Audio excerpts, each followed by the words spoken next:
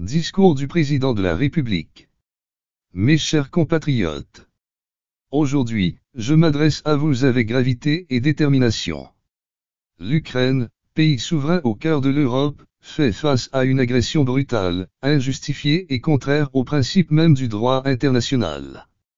Face à cette menace, la France ne peut rester silencieuse. Nous devons être unis, solidaires, engagés. Car défendre l'Ukraine, c'est défendre la paix, la liberté, et l'ordre mondial que nous avons contribué à bâtir. Mais notre mobilisation va au-delà des considérations géopolitiques.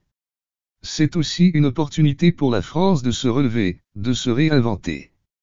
À travers cet engagement, nous affirmons notre volonté de relancer notre industrie, de stimuler la recherche, de développer des technologies de défense innovantes et de créer des emplois durables.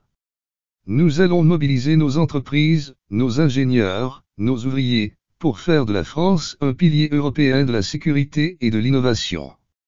Ce renouveau industriel bénéficiera à tous, formation pour les jeunes, reconversion pour les travailleurs, réindustrialisation de nos territoires, croissance pour nos PME. À l'heure où le chômage touche encore trop de familles, notre action sera aussi économique, sociale, et profondément humaine. Je sais que les défis sont grands. Mais notre histoire est faite de courage et de grandeur. Chaque fois que la liberté a été menacée, les Français ont su répondre présent. Alors oui, ensemble, relevons ce défi. Pour l'Ukraine, pour la France, pour notre avenir commun. Mes chers compatriotes. Je vous ai parlé de valeurs. Je vous ai parlé de devoirs. Je vous ai parlé d'avenir. Mais je dois aussi vous parler de vérité. Cette guerre que nous envisageons de soutenir n'est pas une opération lointaine ou abstraite. Elle a des visages. Des larmes. Des tombes. Si la France s'engage pleinement, ce ne seront pas seulement des machines que nous enverrons. Ce seront nos fils, nos filles. Ce seront nos soldats. Ce sera notre jeunesse, exposée au feu. Et si nous le faisons, ce sera en pleine conscience. Pas dans le silence des couloirs du pouvoir. Mais en plein jour. Devant le peuple. C'est pourquoi. Je vous annonce ce soir la tenue d'un référendum national. La question sera simple.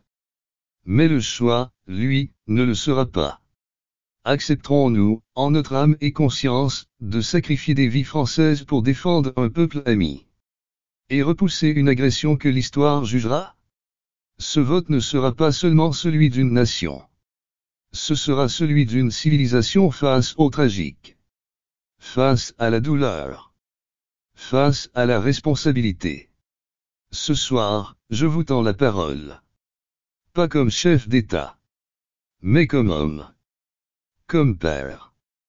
Comme citoyen. Le verdict ne sera pas le mien.